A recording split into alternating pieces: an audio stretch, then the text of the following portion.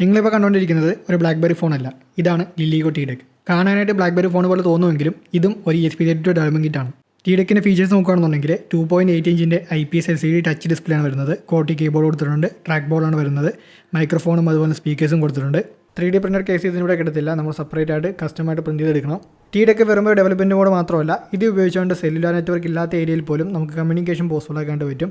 ടി-ഡെക്കിൽ മെസ്റ്റാറ്റിക് എന്ന് പറഞ്ഞ ഫ്രെയിംവെയർ ഉപയോഗിച്ചുകൊണ്ട് പേജർ പോലൊരു കമ്മ്യൂണിക്കേഷൻ ഡിവൈസ് ആയിട്ട് മാറ്റിവെക്കാനായിട്ട് പറ്റും. അതിന് വേണ്ടിയിട്ട് ടി-ഡെക്കിൽ ഒരു എക്സ്ട്രാ മൊഡ്യൂൾ വരുന്നുണ്ട്, അതാണ് ലോറ മൊഡ്യൂൾ.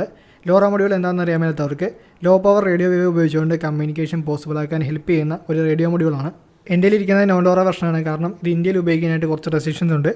ഏകദേശം 15 കിലോമീറ്റർ വരെ ഇതിൻ്റെ റേഞ്ച് കിട്ടും. അപ്പോൾ ടി-ഡെക്കിന് പലതരത്തിലുള്ള കസ്റ്റം ഫ്രെയിംവെയർസ് അവൈലബിൾ ആയതുകൊണ്ട് തന്നെ ടി-ഡെക്കിനെ നമുക്കൊരു IoT ഡെവലപ്മെൻറ്റിനും അതുപോലെ തന്നെ ഹാക്കിംഗ് ഡിവൈസ് ആയിട്ട് മാറ്റിയെടുക്കാനും അതുപോലെ തന്നെ കമ്മ്യൂണിക്കേഷൻ ഡിവൈസ് ആക്കി മാറ്റിയെടുക്കാനും പറ്റും.